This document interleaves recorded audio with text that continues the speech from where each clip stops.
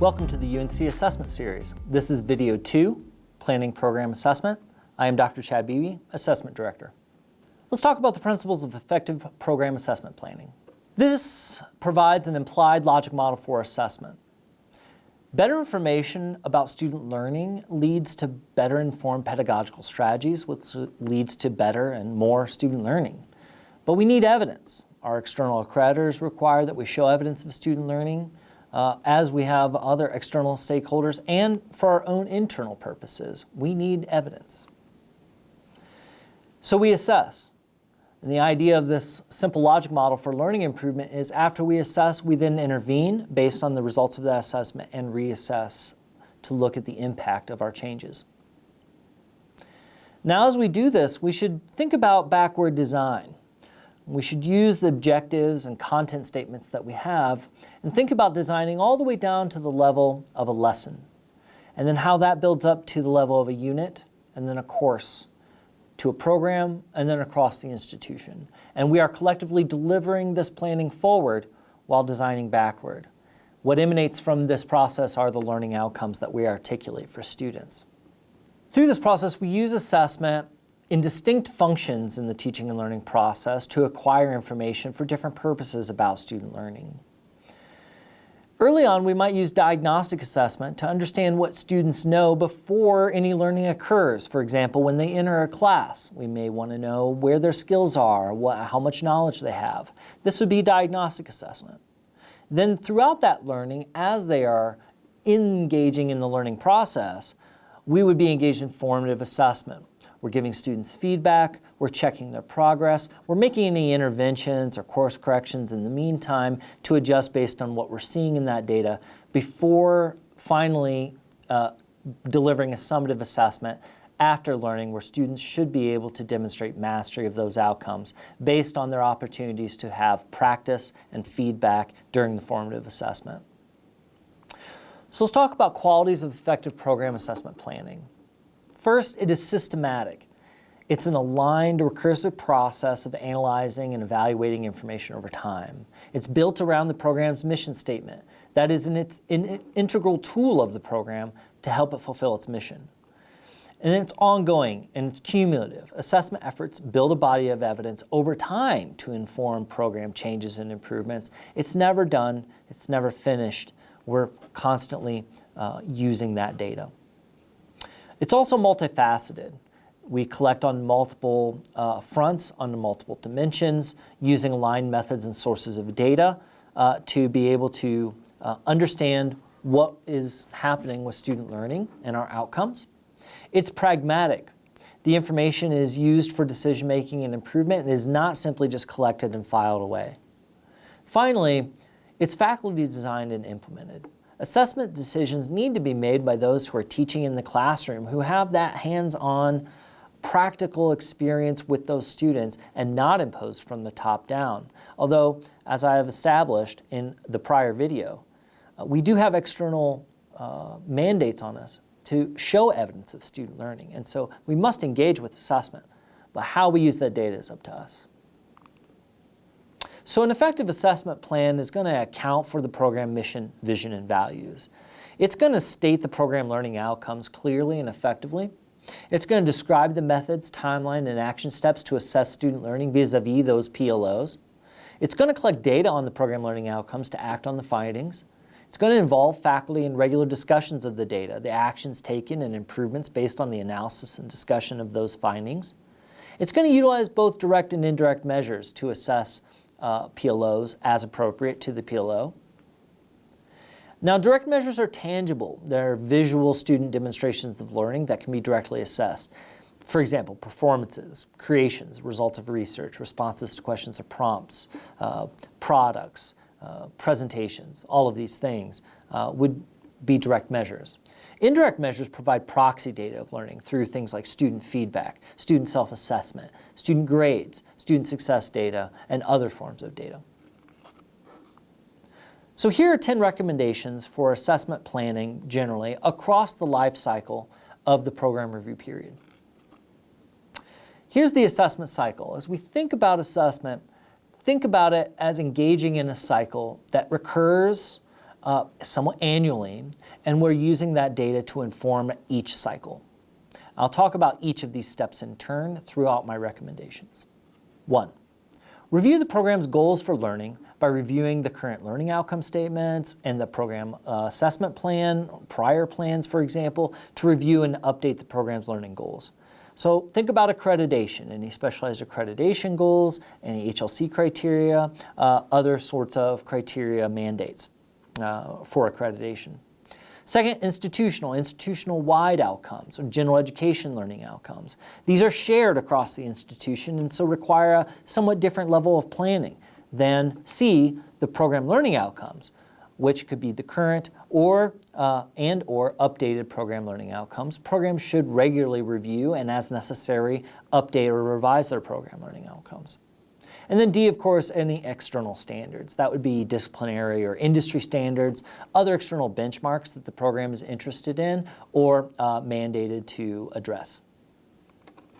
All right, 2. So after updating the program's goals for learning as necessary, identify approximately half of the program learning outcomes to be assessed each academic year for at least the first 2 years of the 5-year cycle. Assess learning of both majors and non-majors as appropriate, but remember, we want to be able to disaggregate that data.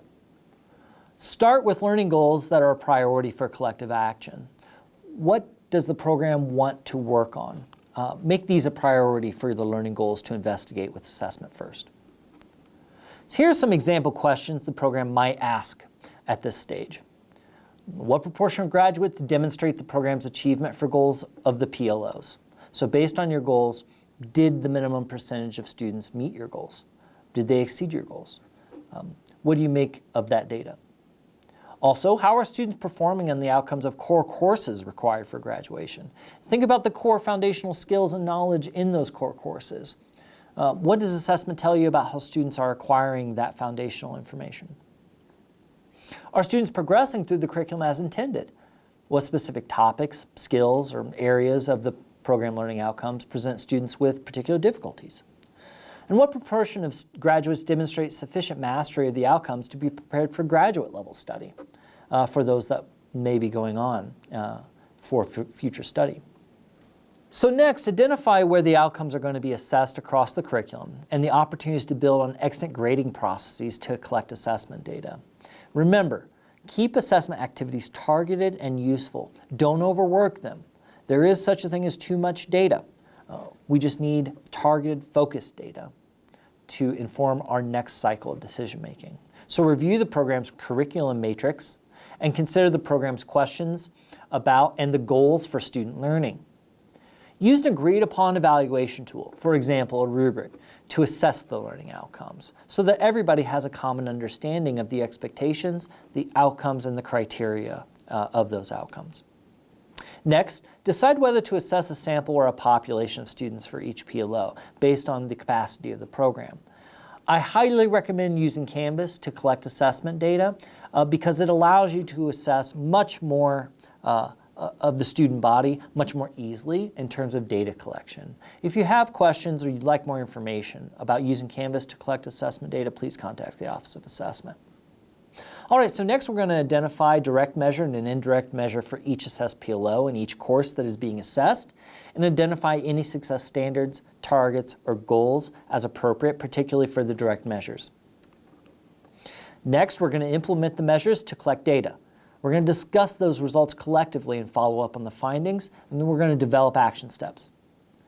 Then we're going to plan to reassess those program learning outcomes to evaluate the impact of changes as appropriate. What were the effects of the actions taken? Next, document findings, the actions taken, and impacts on students and learning. Periodically review and update the program learning outcomes, as discussed previously in any of the curriculum maps or matrices, and think about the assessment methods to ensure their continued currency, alignment, reliability, and validity. The cumulative results of successive program learning outcomes assessment cycles creates a body of evidence concerning student learning in the program. So, then, finalize a plan for the last half of the 5-year cycle. Repeat steps 2 and 7 each year as appropriate, targeting program learning outcomes for necessary action or interventions. Finally, celebrate achievements and recognize faculty assessment work. please contact the Office of Assessment and/or your council representative for assistance with assessment planning. Let's talk about the template documentation to assist with assessment planning. As you can see in this curriculum matrix template, there's a column for each piece of information that can be included in this template. Also keep in mind, programs are free to modify, upgrade, or make changes to the template if they see fit. This merely is to indicate the type of information that should be included in any assessment plan. So first, where you see the blue arrow, this will be where we could indicate the program learning outcome. Next, with the red arrow, we're going to indicate the measures to assess that outcome. We're looking for one direct and one indirect measure as appropriate. Certainly, we need a direct measure. If an indirect measure can be identified that is aligned with the program learning outcome, for example, student feedback, that should also be included. Next, the green arrow indicates when and how frequently the outcome will be assessed. This might be in a particular semester, it might be in a particular year, it might be annually, or some combination thereof. Next, where the purple arrow lay, we can see this is where the courses to be assessed can be indicated. This could be a collection of courses, one key milestone or capstone course, or some combination thereof, an early course, for example. Again, this is predicated on the questions that the program has for assessment. Next, where you see the orange arrow, will the assessment data reflect a population or a sample? Again, the more data we can collect on student learning outcomes, the better. However, data collection can be time-consuming and a heavy workload. So I highly recommend using Canvas to collect learning outcomes data. Again, if you have questions about using Canvas to collect learning outcomes assessment data, please contact the Office of Assessment. Just note that if we are collecting a sample of student data, that should be a representative student sample. Finally, if any other program data other than program learning outcome data will be used to gauge student learning and success in the assessment plan, that should be indicated where you see a black arrow at the bottom. Examples of this data would include any of the Power BI data that programs have accessible to them. That contains data about student persistence, retention, graduation, grades, equity, and other forms of information that can be found there.